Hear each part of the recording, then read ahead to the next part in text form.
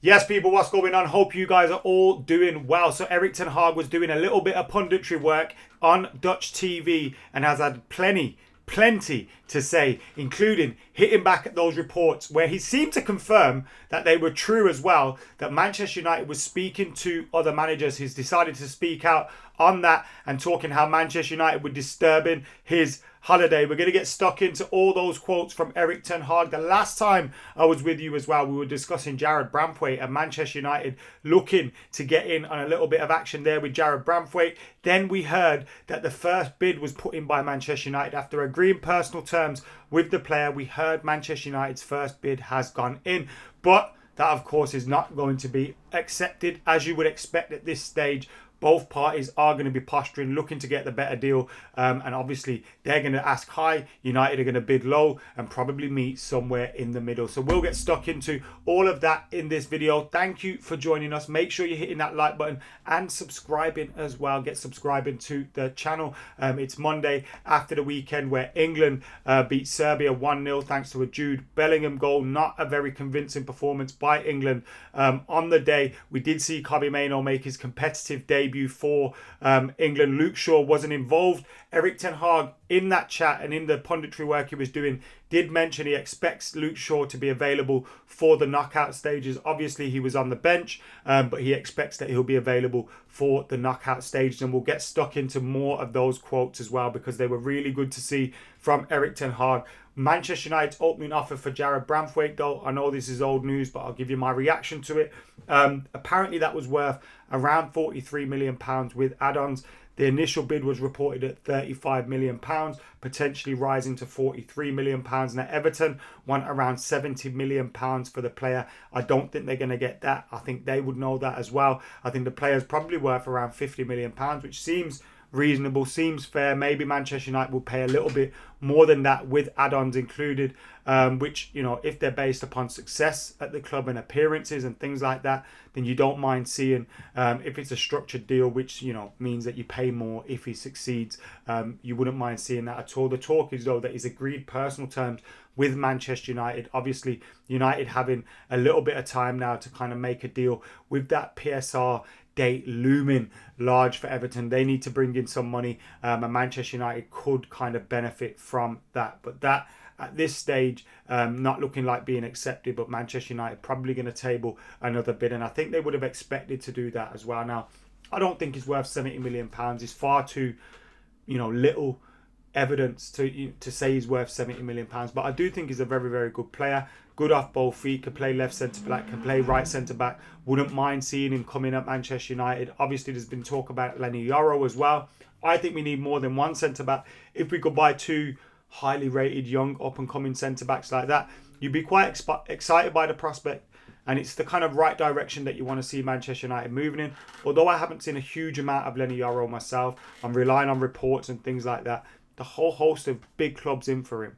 And he's seemingly very, very highly rated. And that's where you kind of want to see us go, for the young potential, not for, the finished articles already. The Leny Yoro deal looks like that could happen for around 40 million because of the situation that his club are in. As for Branthwaite, obviously, English players, obviously always going to have a little bit of a tax added to them. But Ineos and the group of people that we have working now on these deals kind of have to show that they're not going to just give silly money away as well. So I don't think we'll ever end up at £70 million. Maybe it'll be a highly structured deal, and maybe we'll end up somewhere around £50 million if the deal does happen. Of course, there's no guarantees it does happen, especially with other people available on the market like Leny Yoros. Maybe United would rather go elsewhere. But I would like to see us pick up two. I really would. You've got Lisandro Martinez there. It looks like Johnny Evans going to extend. You've got Willy Kambwala, who's a young, highly rated player.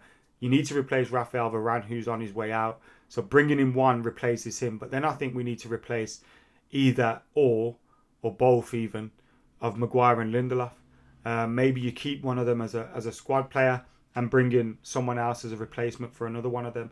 I would like to see us bring in two for sure. But obviously, we have to cut our cloth accordingly this summer, because we need so many signings. We need a striker, potentially need a right winger. You look in that midfield area. Casemiro possibly going to go, so you need a midfielder in there. I think again similar situation. You need another one. Eriksen and or McTominay. Look to move them on. Well done to Eriksen for scoring in the Euros. What a story for him as well. Obviously in the last Euros was when he had his health issues and basically died on the pitch, and to come back alive again, and not only that, play football. I don't think he would have expected to sign for Manchester United, win the League Cup, win the FA Cup, and score at the Euros, all in that time. It's crazy. It's crazy, man. Absolutely crazy. What a story. It could be a movie. And even if it was a movie, you'd think, this is a little bit weird, they're telling me this is a true story. This isn't a true story. That's the kind of story he's lived. It's unbelievable. Well done to him for scoring. Unbelievable stuff. But yeah, I say that to say this. That again, we kind of need to replace Christian Eriksen in the midfield. Maybe you wouldn't mind him sticking around like a Johnny Evans type figure, but you don't want him being one of your main selection. That's not where you want to end up with next season. So there's that. You got to get what's going on with left back. Hopefully we get to see a bit of Luke Shaw fit and in action, and he doesn't pick up another injury. He can be pretty good for Manchester United, but how often do we get to see that? He's always injured. So Malacia was injured all season. We need to know what's going on there. We've already spoken about centre-backs. I think right back, if you keep the lower Wan-Bissaka, that's not too bad. And I think the lower's the first choice is a pretty good spot to be in. It's unlikely we're going to replace Onana. So you're looking at centre-back, left-back, midfield, maybe two centre-backs possibly, a striker, a right. United needs to bring in so many players. We're probably not going to get all of the players that we want unless they're going absolutely ham this summer. But again, anyway, let's look at these Erik ten Hag quotes. He said, "The club came to me while I was on holiday in Ibiza. They showed up on my doorstep and told me they wanted to continue with me. They told me they spoke with Thomas Tuchel, but they eventually come to the conclusion that they already have the best manager. We still have to find an agreement for the new contract. This isn't easily done. We are still going to have to talk about this." He was asked as well about potentially ever managing the Dutch national team, and he said, "I've never been chasing anything. I'm very happy with where I am now, and I want to make the most of it." But he did come out swinging in that. They come to the conclusion they already have the best manager, alluding to them into... Imagine your boss is turning up while you're on holiday in Ibiza. Yeah, that happened for Erik ten Hag. But it's good to see him come out swinging, and I hope he takes a little bit... towards the end of the season and, around the FA Cup and stuff, we saw him giving some interviews where you think, that's what you want to hear. Show a little bit of fight. Because that can come across to your players as well. And I think he has to show confidence. Look, being Manchester United manager and some of the things Man United went through last season, some fault goes to him, of course, but then some of the stuff was out of his hands. But you look at all those different things, it must be difficult to come out swinging. When you're so under fire, United are going through their worst league campaign. But it would be nice to see a little bit of fight from him in the press. And like we're seeing there, I know he's at home, he's in Holland, he's in a bit of a more relaxed role speaking in punditry. But I would like to see a little bit more of that as well. It was like when he said, "I'll carry on and I'll go win trophies elsewhere." That's what you want to hear from someone that is a Man United manager. You want someone that feels like they belong. And I think when he first came in, it was a breath of fresh air. He made some tough decisions. He made them well. And he looked really good doing them. Obviously, there were parts in the season we weren't totally happy with, but there was so much we needed to improve on.